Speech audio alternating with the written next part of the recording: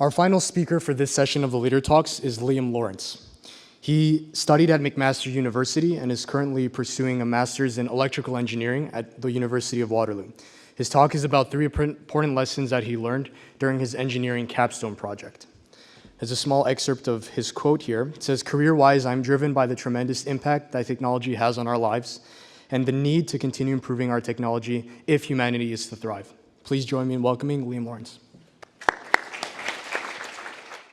Thank you. Hi, I'm Liam.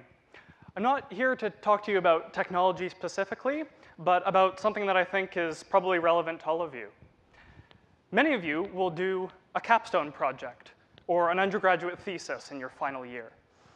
I just finished my capstone last spring, for which my team and I built an autonomous radiation surveying robot that you can see right there. I was in charge of the programming for this project. As you can imagine, I learned many important lessons about engineering projects and projects in general over the course of the 2 semesters. Many of those lessons were as a result of my own mistakes. There are 3 in particular that stand out in my mind that I'd like to share with you today in the hopes that you'll benefit from them in your own capstones and theses. Lesson 1, be like Socrates. When I was stuck on a problem in a program that I was writing, I felt like it was my responsibility alone to solve, because I was the programming guy. That was my job. This feeling is a trap. It kept me fruitlessly working on a problem even when I had completely run out of ideas. Instead, I should have followed the model of the Greek philosopher Socrates. He wasn't content to think about philosophical problems by himself, but he was constantly engaging with peers and students to examine issues together.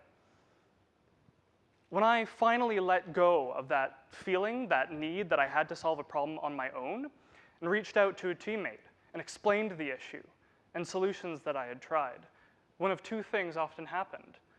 Either by having to articulate the problem to another person, the solution became obvious, or my teammate would simply spot something that I had been blind to. So don't isolate yourself if you are stuck on a problem. Be like Socrates.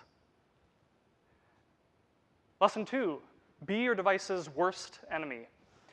When we had reached the testing phase of the project, I had invested so much time, so much energy into writing the programs for the robot that I hoped beyond hope that they would all run perfectly on the first try.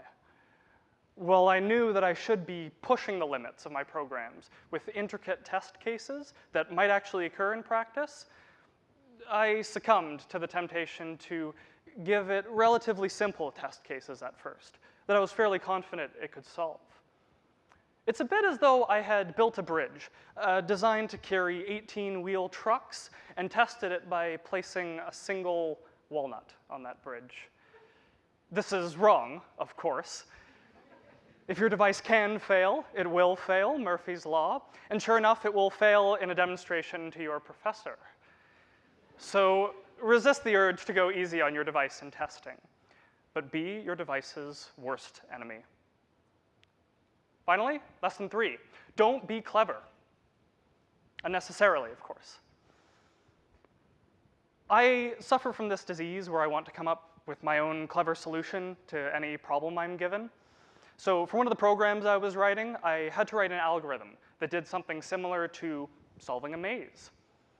You can imagine that there are already many existing maze-solving algorithms out there, but I had an idea for a new one.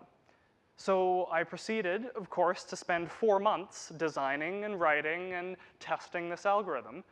And only when I had finished did I think, maybe it would be a good idea to go back and test one of those existing solutions first, which I did, and it took me 1 day to write that code. Thankfully, as it turned out, my own solution was more suitable for our purposes. However, I really should have exhausted all the other possibilities first.